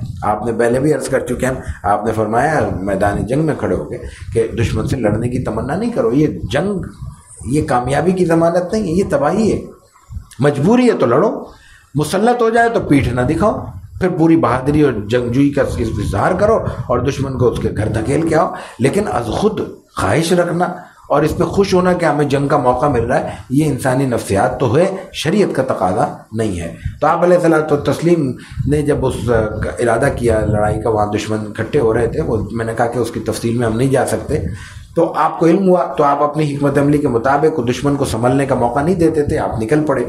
نکلے تو بعض صحابہ کے زبان سے یہ نکل گیا کہ بڑا لشکر ہے، اللہ تعالیٰ نے اس کو تھوڑا سا ایک جھٹکا دیا، جیسے عہد میں ایک غلطی ہوئی تھی تو اس کا جھٹکا ہوا تھا، لیکن آخر میں فتح ہوئی تھی، تو یہاں بھی یہی ہوا کہ بالآخر فتح ہوئی، لیکن وقتی طور پر یہ ہوا کہ حوازن والے، حنین والے، حوازن قبیلہ ہے، حنین جگہ ہے، تو اس لیے یہ دو نام استعمال ہوتے ہیں۔ تو وہ بہت، یہ طائف کے پاس کی جگہ ہے، یہ اس کے بعد جو آخری مرحلہ تھا وہ غزوہ طائف تھا، کیونکہ یہ لوگ جب یہاں سے بھاگے ہیں اسی موقع سے شکست کھا گئے، تو پھر طائف میں یہ قلعہ بند ہو گئے تھے، پھر مسلمانوں نے وہاں پہ جا کے ان کا محاصرہ کیا، لیکن پھر محاصرہ اٹھا لیا گیا تھا، اس لیے کہ اشہر حرم شروع ہو گئے تھے، حرمت والے مہینے، آپ واپس آ گئے، پھر صلح ہو گئی تھی، تو پھر وہ مسلمان ہو گیا تھا وہ علاقہ۔ تو یہ بہترین اس علاقے کے سب سے جنگجو تیر انداز شمار ہوتے تھے۔ ہر قوم کی ایک کوئی خوبی ہوتی ہے نا، ان کی خوبی تھی تیر اندازی، بہت غضب کے تیر انداز تھے۔ تو ان کو جب مسلمان تھوڑا سا آگے بڑھے اور تو انہوں نے اپنی تیر کی باڑ پر لے لیا، اس کے نتیجے میں وقتی طور پر مسلمان پسپا ہو گئے۔ اور وہ جو مسلمانوں کی وقتی طور پر پسپائی تھی وہ یوں نہیں تھی کہ مسلمانوں نے میدان چھوڑ دیا، بلکہ جب تیزی کے ساتھ تیر اندازی ہوئی تو پیر اکھڑ گئے تو ظاہر ہے جان بچانے کے لیے کوئی دائیں بھاگے گا بائیں بھاگے گا، تو وہ جو جنگ کی دو بدو جنگ کی صف بندی ہوتی ہے وہ معطل ہو گئی، مطلب وہ صفیں ٹوٹ گئیں۔ اس کیفیت میں یہ فرماتے ہیں کہ ایک شخص نے حضرت برا سے کہا، لقال له رجل، کسی نے اس سے کہا کہ افررتم من رسول اللہ، کہ رسول اللہ صلی اللہ علیہ وسلم کو چھوڑ کے تم بھاگ گئے تھے؟ یا ابا عمارہ، ابو عمارہ ان کی کنیت ہے. تو فقال اللہ، انہوں نے کہا نہیں. برائے ابن عازب ظاہر ہے کہ سینئر صحابی ما لا واللہ، اور آگے فرمایا کہ ما واللہ رسول اللہ، ایسا نہیں ہوا، حضور نے بھی نہیں پیٹ پھیری، آپ بھی بھاگے نہیں ہیں. ولیکن واللہ سرعان الناس، لوگوں میں سے چند جلد باز لوگ، ظاہر وہ صحابی تھے لیکن وہ میں نے عرض کیا کہ نوجوان تھے، ابتدائی لوگ تھے. چند لوگوں نے اجلت کی، تلقت، اور اس کی وجہ بتائی، تلقت تم حوازن بن نبل، اس لیے کہ حوازن کے تیروں نے ان کو یہ کرنے پر مجبور کیا، ان کا مقابلہ اس سے ہوا. ورسول اللہ، اس وقت کیفیت کیا تھی کہ رسول اللہ صلی اللہ علیہ وسلم علی بغلتی، رسول اللہ صلی اللہ علیہ وسلم اپنے خچر پر سوار تھے. وہ ابو سفیان بن الحارث بن عبد المطلب، ابو سفیان وہ حضرت امیر معاویہ رضی اللہ تعالیٰ عنہ کے والد کا ذکر نہیں ہے، یہ بنو عبد المطلب کے ابو سفیان ہے، یہ رسول اللہ صلی اللہ علیہ وسلم کے کزن ہیں. آپ کے چچا حارث کے بیٹے، حارث بن عبد المطلب. حارث بن عبد المطلب کون ہے؟ ابو طالب کے بھائی، ان کے بیٹے ہیں ابو سفیان. وہ رسول اللہ صلی اللہ علیہ وسلم حضور کے کزن ہوئے. رسول اللہ صلی اللہ علیہ وسلم کے چچا زاد آپ کے خچر کی لگام پکڑے ہوئے آگے آگے چل رہے تھے. کس وقت؟ جب دشمن حملہ کر چکا ہے اور مسلمانوں کی، صحابہ کی صفیں کمزور پڑ گئی ہیں، اس وقت حالت یہ ہے کہ رسول اللہ صلی اللہ علیہ وسلم آگے بڑھ رہے ہیں. کیا فرما رہے ہیں کہ آپ علیہ الصلوۃ والتسلیم اپنے گھوڑے، اپنے خچر پہ سوار ہیں اور آگے بڑھ رہے ہیں، اور آپ کہہ رہے ہیں وہ رسول اللہ صلی اللہ علیہ وسلم یقول انا النبی لا کذب انا ابن عبد المطلب. یہ شعر اس وقت آپ کی زبان سے نکلا ہے کہ میں سچا نبی ہوں، لا کذب، اس میں کوئی غلط بیانی نہیں ہے. انا نبی، میں نبی ہوں. انا ابن عبد المطلب، میں عبد المطلب کا بیٹا ہوں. یعنی پوتے ہیں تو عبد المطلب کے بیٹے ہوئے. عبد المطلب بہادر ہیں، جری ہیں، قریش میں بنو ہاشم کے سردار ہیں، ان کی حیثیت سب کو مسلم ہے. تو یہ جنگ کا عام کیفیت تھی. لوگ بتاتے تھے، جب جنگجو کوئی آتا تھا بتاتا تھا میں فلاں ہوں، فلاں قبیلے سے تعلق ہے. عربوں کا کلچر تھا. آج بھی یہ بات ہے، اگر کوئی بہت بڑا بہادر کوئی مشہور ہو تو کہ میں فلاں ہے، میرے خاندان میں اتنے تمغے جرت ملے ہیں اور اتنے نشان حیدر ہیں، فلاں ہیں. یہ کیفیت ہے جس میں آپ بیان کر رہے ہیں کہ انا النبی لا کذب انا ابن عبد المطلب. جنگ ہے، صحابہ کو بھی جوڑنا ہے، لوگوں کے حوصلوں کو بھی مہمیز دینا ہے، دشمن کو بھی بتانا ہے کہ ہم پیچھے نہیں ہٹے. تو جنگ کی کیفیت میں یہ جنگی ایک طریقہ کار ہے جو آپ علیہ الصلوۃ والتسلیم نے اختیار کیا. یہاں مقصود یہی بیان کرنا ہے کہ آپ علیہ الصلوۃ والتسلیم نے اس وقت یہ شعر پڑھا.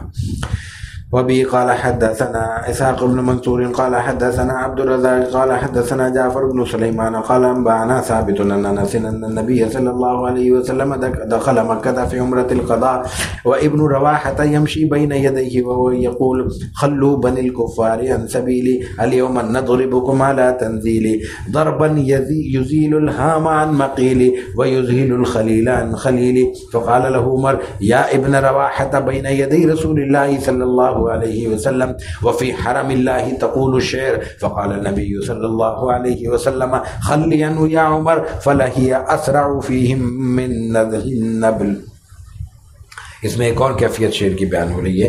امام ترمذی کے استاد اسحاق ابن منصور ہیں، وہ عبد الرزاق سے نقل کرتے ہیں، عبد الرزاق جعفر بن سلیمان سے، وہ نقل کرتے ہیں ثابت سے، ثابت حضرت انس رضی اللہ تعالی عنہ سے کہ جب رسول اکرم صلی اللہ علیہ وسلم مکے میں عمرۃ القضاء کے موقع پہ داخل ہوئے. 6 میں صلح حدیبیہ ہوئی ہے، 7 میں آپ نے عمرۃ القضاء کیا ہے. یعنی جب صلح ہو گئی تو صلح میں یہ طے ہوا تھا کہ اس سال عمرہ نہیں کریں گے، اگلے سال انہی دنوں میں آئیں گے آپ، اور جتنے افراد اب ہیں اتنے ہی آئیں گے، اور بغیر اسلحے کے آئیں گے، صرف تلواریں لے کے آئیں گے جو نیام میں ہوں گی، اور آپ آ کے عمرہ کریں گے، اور 3 دن سے زیادہ نہیں رکیں گے. اس زمانے میں 3 دن، آج بھی ہم جاتے ہیں تو خیال ہوتا ہے کہ کچھ دن گزار لیں، پتہ نہیں پھر کب آنا ہو. اس زمانے میں اتنی مدت کے بعد آپ کو داخلے کا موقع ملا تو صرف 3 دن کے لیے موقع ملا تھا. اللہ تعالیٰ کی آزمائشیں بڑی عجیب نوعیت کی ہوتی ہیں. تو اس وقت جب آپ عمرہ قضا کے لیے داخل ہو رہے ہیں تو حضرت آپ علیہ الصلوۃ والتسلیم اپنی سواری پہ سوار ہیں، آگے صحابہ چل رہے ہیں، ان میں حضرت ابن رواحہ، عبداللہ ابن رواحہ کا ذکر ہے کہ وہ آپ کی لگام پڑے ہوئے پکڑ کے چل رہے ہیں آپ کی سواری کی، اور وہ یہ اشعار پڑھ رہے ہیں. یہ حضور نہیں پڑھ رہے ہیں لیکن حضور کے سامنے پڑھے جا رہے ہیں. کیا شعر ہے؟ خلو بنی الکفار عن سبیلی، کافروں ہمارا راستہ چھوڑ دو. الیوم نضربکم علی تنزیل، آج تو ہم تلواریں ایسی ماریں گے تمہیں اپنے مطلب عقل ٹھکانے آ جائے گی. ضربن یزیل الحامن مقیل، ایسے تلواریں چلائیں گے کہ یہ جو گردنیں ہیں نا، کھوپڑیاں ہیں، یہ اپنی گردنوں سے کٹ کر ایک طرف گر جائیں گی. ویذل الخلیل عن خلیلی، اور دوست دوست سے جدا ہو جائے گا. اب ظاہر ہے کہ یہ لڑائی نہیں ہو رہی. عربوں میں جانوروں کو، اچھا ہمارے یہاں بھی یہ رواج ہے کہ جب جانوروں کو ہکایا جاتا ہے تو اس کے ساتھ کچھ وہ اپنی پڑھتے ہیں، شعر و شعر گاتے ہیں، کچھ کرتے ہیں. تو یہ وہ ہے، یہ یہودی خانی بھی ہے. جانوروں کو، جانور بھی اس سے مانوس ہوتے ہیں، اس سے ان کی رفتار میں اضافہ ہوتا ہے، ان کی قوت کار میں اضافہ ہوتا ہے، اور ظاہر ہے کہ حوصلے بھی بڑھتے ہیں اور سفر بھی کرتا ہے. اب اتنے لمبا اب آپ اندازہ کیجیے 8 دن آپ کو سفر کرنا ہے، چپ رہ کے کیسے سفر ہوگا؟ تو شعر ہے، شعر کی ایک غنائیت ہے، اس کی ایک سر ہے، اس کی ایک لے ہے، پھر اس کے اندر الفاظ ہیں، الفاظ میں روح ہے، الفاظ کے معنی ہے، اس میں انسان کا وقت کٹ جاتا ہے. تو جب یہ انہوں نے شعر پڑھے تو حضرت عمر تو ساتھ تھے. حضرت عمر نے ڈانٹ دیا، اے ابن رواحہ، بین یدی رسول اللہ صلی اللہ علیہ وسلم وفی حرم اللہ تقول شعر، حضور کے سامنے حرم کے اندر تم شعر پڑھتے ہو؟ تو یہ تصور پہلے بھی موجود تھا. تو حضور نے فرمایا خلیانو، عبداللہ ابن رواحہ کچھ نہیں کہا، عمر کو کہا ہے، عمر چھوڑ دو ان کو، اس لیے کہ یہ شعر کافروں کے لیے تمہارے تیروں سے زیادہ نقصان دہ ہیں، یا ان کے لیے آزمائش میں ڈالنے والے ہیں. تیروں سے ان کو اتنا اثر نہیں ہوگا جتنے یہ شعر جا کے ان کو چبھیں گے اور کھوبیں گے. اس لیے اس شعر کو پڑھنے دو، ان کی ہمتیں پست ہوں گی. ظاہر ہے کہ غصہ تو ہے نا، مقابلہ تو ہے، کافر تو ہیں وہ، مسلمان تو معاہدے کی وجہ سے مجبور ہیں. تو ظاہر ہے کہ اس کیفیت کا اظہار آپ علیہ الصلوۃ والتسلیم الفاظ میں کرنا چاہتے ہیں، جن کی ترجمانی عبداللہ ابن رواحہ نے کی ہے. تو آپ نے ان کو قبول کیا ہے اور اس کو صاد کیا ہے اور ان کی ستائش کی ہے اور حضرت عمر کو منع کیا ہے. وبه قال حدثنا علي بن حجر قال انبانا شريك عن سماك بن حرب عن جابر بن سمرة رضي الله تعالى عنه وعنهم قال جلست رسول الله صلى الله عليه وسلم اكثر من 100 مرة وكان اصحابه يتناشدون الشعر ويتذاكرون اشياء من امر الجاهلية وهو ساكت وربما تبسم معهم. یہ ایک اور روایت ہے، یہ ایک اور کیفیت بیان ہو رہی ہے حضور کی محفل کی. علی ابن حجر امام ترمذی کے استاد ہیں، وہ نقل کرتے ہیں شریک سے، شریک سماک ابن حرب سے، وہ جابر ابن سمرہ صحابی ہیں رضی اللہ تعالیٰ عنہ. وہ کہتے ہیں جالست رسول اللہ صلی اللہ علیہ وسلم اکثر من 100 مرہ، حضور کی خدمت میں 100 سے زائد جگہ مرتبہ بیٹھا ہوں آپ کی خدمت میں، آپ کی مجلس میں. اور وہاں کیا ہوتا تھا؟ آپ کی مجلس میں آپ کے ہوتے ہوئے صحابہ کرام یتناشدون الشعر، شعر پڑھا کرتے تھے. وَيَتَذَاكَرُونَ أَشْيَاءَ مِنْ أَمْرِ الْجَاهِلِيَّةِ، اسلام سے پہلے جو دور گزرا ہے اس میں جو باتیں ہوتی تھی، قصے ہوتے تھے، لڑائیاں ہوتی تھی، دوستیاں ہوتی تھی، شرارتیں ہوتی تھی، ان کے جو مزاج کی باتیں تھی وہ بیان کیا کرتے تھے. آپ علیہ الصلوۃ والتسلیم سب سنتے رہتے تھے. اور آگے فرمایا وہ ساکتن، اور خاموش رہتے تھے.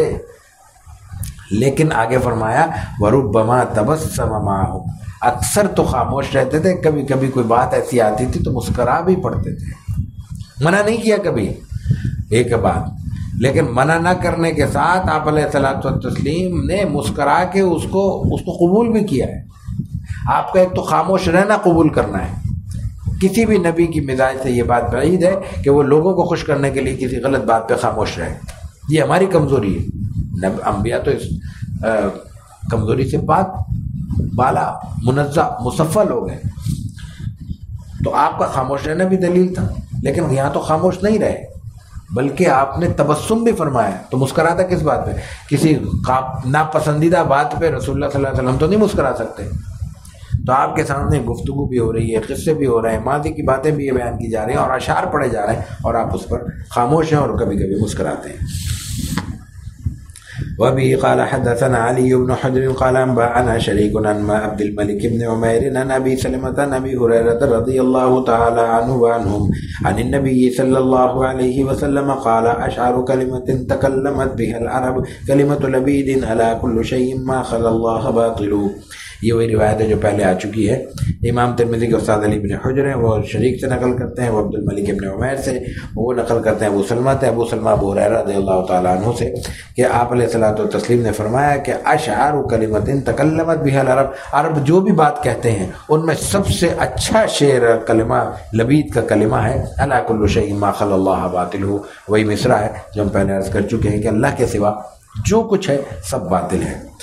وبه قال حدثنا احمد بن منيع قال حدثنا مروان بن معاوية عن عبد الله بن عبد الرحمن الطائفي عن عمر بن الشديد عن أبيه قال كنت ردف رسول الله صلى الله عليه وسلم فأنشدت 100 قافية من قول أمية بن أبي صلت الثقفي كلما أنشدت بيتا قال للنبي صلى الله عليه وسلم هي حتى أنشدت 100 يعني بيتا فقال النبي صلى الله عليه وسلم إن كان ليسلم۔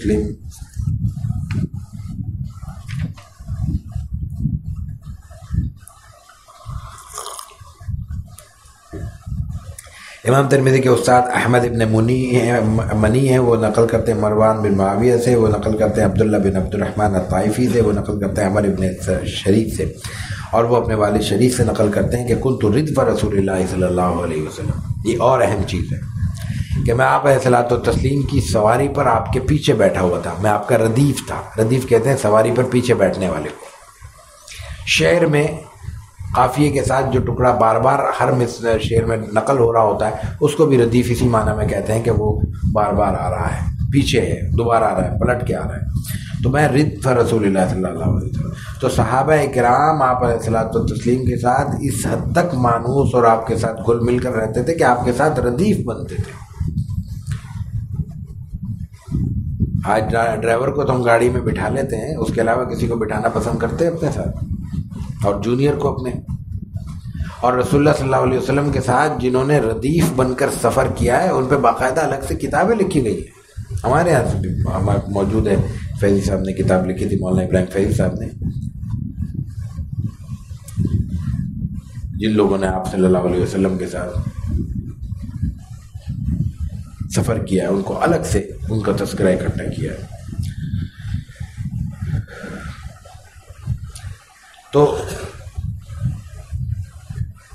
شریعت کہتے ہیں کہ میں آپ علیہ الصلوۃ والتسلیم کے ساتھ ردیف تھا، آپ کی سواری پر آپ کے پیچھے بیٹھا ہوا تھا۔ فَأَنشَدْتُ 100 قافیۃ من قول امیۃ بن ابی الصلت الثقفی، امیہ بن صلت جن کا یہ پہلے قول آیا ہے نا کہ آپ صلی اللہ علیہ وسلم نے فرمایا کہ کاد امیہ بن صلت ان یسلم، کہ امیہ بن صلت قریب تک مسلمان ہو جائے، اس کے میں نے 100 شعر پڑھے، 100 قافیے۔ 100 قافیے مطلب قافیہ ایک شعر میں ایک بار ہوتا ہے، ایک مصرے میں نہیں ہوتا، تو 100 شعر پڑھے ہیں، یعنی 200 مصرے پڑھے ہیں، 200 مصرے حضور کے سامنے پڑھے ہیں آپ کی سواری پر بیٹھ کے سفر کرتے ہوئے۔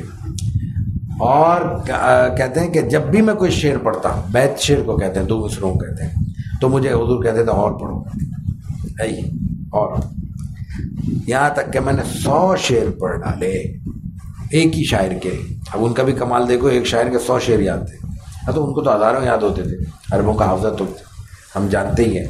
تو فقال نبی صلی اللہ علیہ وسلم ان کا علیہ وسلم، اس وقت آپ نے فرمایا کہ قریب تھا مسلمان ہو جاتا، ہوا نہیں، ہو سکتا تھا، اسلام کے قریب پہنچ گیا تھا۔ آگے روایت میں ایک اور چیز بیان ہو رہی ہے، اس پہ ذرا تفصیل کی ضرورت ہے۔ وبه قال حدثنا اسماعيل بن موسى الفزاري وعلي بن حجر والمعنى واحد قال انبأنا عبد الرحمن بن ابي الزناد عن هشام بن عروة عن أبيه عن عائشة رضي الله تعالى عنها قالت كان رسول الله صلى الله عليه وسلم يضع لحسان بن ثابت منبرا في المسجد يقوم عليه قائما يفاخر عن رسول الله صلى الله عليه وسلم، أو قال ينافح عن رسول الله صلى الله عليه وسلم، ويقول رسول الله صلى الله عليه وسلم إن الله تعالى يؤيد حسان بروح القدس ما ينافع يفاخر عن رسول الله صلى الله عليه وسلم۔ وبه قال حدثنا إسماعيل بن موسى وعلي بن حجر قال حدثنا ابن أبي الزناد عن أبيه عن عروة عن عائشة رضي الله تعالى عنها عن النبي صلى الله عليه وسلم مثله۔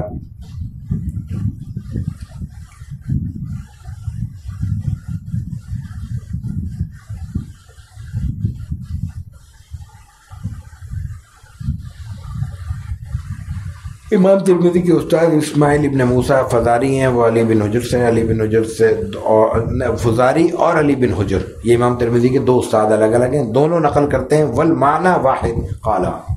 اب دیکھیں یہ واقعہ بیان ہو رہا ہے، یہ الفاظ بیان نہیں ہو رہے رسول اکرم صلی اللہ علیہ وسلم کے۔ اب واقعہ کوئی بھی، مطلب یہ ہمارا درس ہے، اس کو 10 آدمی باہر جا کے نقل کریں تو کیسے ممکن ہے کہ وہ ایک لفظ میں ہو؟ ایک جیسے لفظ نہیں ہو سکتے، آپ کا اسلوب الگ ہوگا، آپ کا الگ ہوگا، آپ کا الگ ہوگا، تو واقعہ بیان کرتے ہوئے الفاظ تبدیل ہو جاتے ہیں اور اس سے کوئی فرق بھی نہیں پڑتا، مفہوم لفظ واقعے کے مطابق ہونے چاہیے۔ اس کے باوجود امام ترمذی ایک روایت میں، ایک سند میں 2 استادوں کی روایتیں جب جمع کرتے ہیں تو کہتے ہیں کہ والمعنی واحد، الفاظ الگ ہیں مطلب ایک ہی ہے، وضاحت کر دی کہ لفظ ایک نہیں ہے۔ اتنی باریکی کے ساتھ حدیث نقل ہوئی ہے اور اس کو محفوظ کیا گیا ہے۔ تو دونوں کیا کہتے ہیں؟ ہمیں عبد الرحمن ابن ابی زناد نے نقل کیا، انہوں نے ہشام بن عروہ سے، ہشام بن عروہ نے اپنے والد عروہ سے، عروہ وہی پہلی مشہور سند ہم پہلے کئی دفعہ بیان کر چکے ہیں، حضرت عائشہ رضی اللہ تعالیٰ عنہ سے۔ حضرت عائشہ بیان کرتی ہیں کہ کان رسول اللہ صلی اللہ علیہ وسلم یدعو لحسان ابن ثابت منبرا فی المسجد۔ حسان بن ثابت شاعر ہیں، ان کے لیے رسول اکرم صلی اللہ علیہ وسلم مسجد میں الگ سے ممبر رکھوایا کرتے تھے جس پر حضرت حسان بیٹھتے تھے، قائماً اوپر ممبر پہ کھڑے ہوتے تھے، اور پھر آپ علیہ الصلوۃ والتسلیم کے حوالے سے، یعنی مسلمانوں کے حوالے سے، حضور کے حوالے سے، یفاخر او یقال ینافح عن رسول اللہ، یا آپ کا دفاع کرتے تھے یا آپ کے لیے قابل فخر جملے کہا کرتے تھے کہ ہمیں آپ کی شان بیان کرتے تھے، اور اس پہ جیسے فخر و مباحات کا اس وقت کا کلچر تھا، ہمارا فلاں قبیلہ ہے، ہم فلاں لوگ ہیں، ہماری یہ تاریخ ہے، ہمارا یہ خاندان ہے، ہم نے یہ کارنامے انجام دیے ہیں، تو یہی باتیں حضور کے حوالے سے وہ بیان کرتے تھے عن رسول اللہ صلی اللہ علیہ وسلم۔ اور جب وہ یہ بیان کرتے تھے تو اس وقت رسول اللہ صلی اللہ علیہ وسلم یہ دعا دیتے تھے، ان اللہ تعالی، اللہ تعالیٰ یؤید حسان بروح القدس، اللہ تعالیٰ روح القدس یعنی حضرت جبریل کے ذریعے حسان کی مدد کرے۔ اللہ کو کہہ رہے ہیں کہ جبریل امین کے ذریعے ان کی مدد کرو، کیوں؟ جب تک یہ ما ینافح و یفاخر عن رسول اللہ صلی اللہ علیہ وسلم، جب تک یہ حضور کا دفاع کر رہے ہیں یا آپ کے بارے میں فخر پر، مباحات پر مبنی جملے یا اشعار پڑھ رہے ہیں۔ تو رسول اکرم صلی اللہ علیہ وسلم کے حوالے سے ایسی محافل، ایسی نشستیں جہاں آپ کے حالات کا ذکر ہو، چاہے وہ شعر کی صورت میں ہو، چاہے نثر کی صورت میں ہو، اور اس کا بنیادی مقصد مسلمانوں کے جذبات کو ابھارنا اور ان کے نتیجے میں ان قوتوں کا پیغام دینا جو مسلمانوں پر نظریں گاڑے ہوئے ہوں کہ ہم متحد بھی ہیں، متفق بھی ہیں، اور رسول اکرم صلی اللہ علیہ وسلم کی ذات کے ساتھ اکٹھے ہیں، آپ کی شخصیت کی بنیاد پر ہم یکسو ہیں، یکجا ہیں۔ یہ پیغام خود ایک پیغام ہوتا ہے اور یہ پیغام خود ایک خدمت ہوتی ہے۔ یہ کرنا یہ آپ علیہ الصلوۃ والتسلیم کی سنت سے ثابت ہے، اس میں کوئی دو رائے نہیں ہونی چاہیے۔ دوسری اور آخری اس بات کی سند میں امام ترمذی کے استاد اسماعیل بن موسیٰ ہی ہیں اور علی بن حجر ہیں، یہ دونوں نقل کرتے ہیں ابو الزناد سے، نبی نبی مثلو، یہ ایک اور روایت ہے، اسی سند سے انہی الفاظ کے ساتھ نقل ہوئی ہے، تو اس کو الگ سے امام ترمذی نے بیان کیا ہے۔ ایک روایت جلدی سے پڑھ لیتے ہیں۔ باب ما جاء في كلام رسول الله صلى الله عليه وسلم في الثمر، وبه قال حدثنا الحسن بن الصباح البزار قال حدثنا ابو النضر قال حدثنا ابو عقيل الثقفي وعبد الله بن عقيل عن مجالد عن الشعبي عن مسروق عن عائشة رضي الله تعالى عنها وعنهم قالت حدث رسول الله صلى الله عليه وسلم ذات ليلة نساءه حديثا فقالت امرأة منهن كانت كأن الحديث حديث خرافة فقال أتدرون ما خرافة؟ إن خرافة كان رجلا من عذرة أسرته الجن بالجاهلية فمكث فيهم دهرا ثم ردوه إلى الإنس فكان يحدث الناس بما رأى فيهم من الأعاجب فقال الناس حديث خرافة۔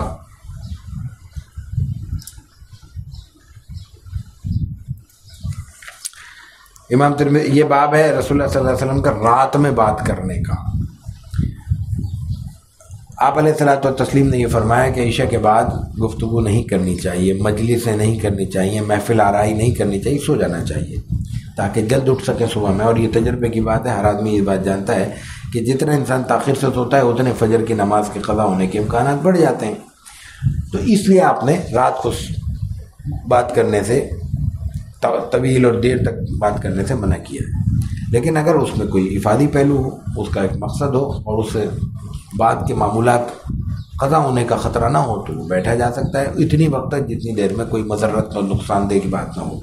تو یہاں یہ روایت میں یہ بیان کیا ہے کہ آپ نے منع کیا ہے عمومی طور پہ، لیکن آپ نے اس کے بعد رات میں بات بھی کی ہے، گفتگو کی ہے، وہی ایک محفل کا بیان ہو رہا ہے۔ امام ترمذی کے استاد حسن بن صباح بزار ہیں، ان کے استاد ابو النضر ہیں، وہ ابو عقیل الثقفی سے نقل کرتے ہیں جن کا نام عبداللہ بن عقیل ہے، وہ مجالد سے نقل کرتے ہیں، وہ شعبی سے، شعبی مسروق سے، مسروق حضرت عائشہ رضی اللہ تعالیٰ عنہ سے نقل کرتے ہیں کہ حدث، ایک رات کا ذکر ہے، ذات لیلۃ کا مطلب ہے کسی ایک رات آپ نے ایسا کیا۔ آپ علیہ الصلوۃ والتسلیم نے اپنی خواتین یعنی ازواج مطہرات کے ساتھ، آپ ازواج مطہرات سے روزانہ ملتے تھے اور ان کی باقاعدہ نشست ہوا کرتی تھی، جہاں آپ جاتے تھے اکٹھی ہو جاتی تھی ازواج۔ پھر جب آرام کا وقت ہوتا تھا بس ہم اپنے اپنے حجروں میں چلی جاتی تھی، تو آپ اکٹھے تھے، تو جب گپ شپ ہو رہی ہے نا، اس وقت تو کوئی تبلیغ کا موقع تو نہیں ہے نا، ہر وقت تو تبلیغ نہیں ہوتی، تو حدیثاً آپ نے رات کو عورتوں میں بیٹھ کے، اپنی ازواج مطہرات بیٹھ کے آپ نے کوئی واقعہ بیان کیا، کوئی بات کہی، تو آپ کے ازواج میں سے ایک نے کہا کہ یہ تو حدیث خرافہ لگ رہی ہے۔ تو آپ نے فرمایا خرافہ کا نام تو تم نے لے لیا، تمہیں پتہ ہے خرافہ کیا ہے؟ اتدرون ما خرافہ، خرافہ کو جانتی ہو؟ پھر فرمایا، خود ہی فرمایا کہ ان خرافہ کان رجلا من عذرا، عذرا قبیلے کا ایک مرد تھا اور رات کو کسی وقت جن اس کو اٹھا کے لے گئے اس وقت، اور ایک مدت تک وہ جنوں میں رہا۔ اب جنوں کی الگ دنیا تھی، اس دنیا کو اس نے دیکھا، جب وہ واپس انسانوں کی طرف لوٹا تو پھر وہ مزے لے لے کے وہ قصے بیان کرتا تھا، لوگ اس لیے دلچسپی سے سنتے تھے کہ وہ نئی باتیں ہوتی تھی۔ آج بھی کوئی آ کے کہے کہ میں جنوں میں گیا ہوں، سچ کہے جھوٹ کہے تو ہم تو بڑے کان لگا کے سنیں گے کیا ہوا تھا۔ سچ اور جھوٹ کی بات نہیں ہو رہی، یہ قصہ بھی ہو سکتا ہے، کہانی بھی ہو سکتی ہے، لیکن مشہور اس کے بارے میں کیا تھا کہ وہ جنوں میں گیا ہے، کچھ مدت وہاں رہا ہے، پھر واپس لوٹا ہے، واپس لوٹ کے اس نے کچھ چیزیں بیان کرنا شروع کی ہیں۔ وہ باتیں اتنی غیر معمولی تھی کہ ان کو تعجب کی بنیاد پہ اس شخص کا ہی نام پڑ گیا کہ جب بھی کوئی عجیب اور حیرت انگیز بات کرے گا تو کہے گا یہ حدیث خرافہ ہے۔ اب وہ خرافہ کی باتیں نہیں ہیں، ہر تعجب خیز اور حیرت انگیز بات کو کہا جائے گا یہ خرافہ کی بات ہے۔ تو ہمارے ہاں جو خرافات استعمال ہوتا ہے یہ اسی سے ہوتا ہے، لیکن ہمارے ہاں مفہوم الگ ہے۔ ہمارے ہاں بےہودہ بات کو کہا جاتا ہے خرافات، وہاں تعجب خیز حیرت انگیز بات کو کہا جاتا ہے حدیث خرافہ۔ چونکہ رسول اللہ صلی اللہ علیہ وسلم نے یہ فرما دیا کہ وہ ایسے ہوا تھا تو اب یہ یقینی ہو گیا کہ واقعی جن لے کے گئے ہوں گے، ورنہ کہانی ہوتی۔ تو آپ علیہ الصلوۃ والتسلیم نے فرمایا کہ یہ شخص وہ تھا جس کو جن اٹھا کے لے گئے تھے، پھر وہ واپس لوٹا، اور اس کے بعد فَكَانَ يُحَدِّثُ النَّاسَ بِمَا رَأَىٰ فِيهِمْ، جو کچھ اس نے وہاں دیکھا وہ بیان کرتا تھا، من العجیب، عجیب ترین باتوں کو۔ تو فقال الناس، لوگوں نے اس کو کہنا شروع کر دیا کہ حدیث و خرافہ، یہ خرافہ کی باتوں کی طرح کی بات ہے، تو اب جو بھی عجیب بات ہوگی وہ حدیث خرافہ کہلائے گی۔ تو حضور نے کوئی عجیب بات کی ہوگی تو کہا کہ یہ تو آپ خرافہ کی طرح بات کر رہے ہیں۔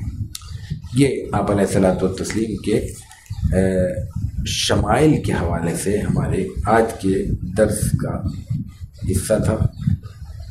وآخر دعوانا الحمدللہ رب العالمین۔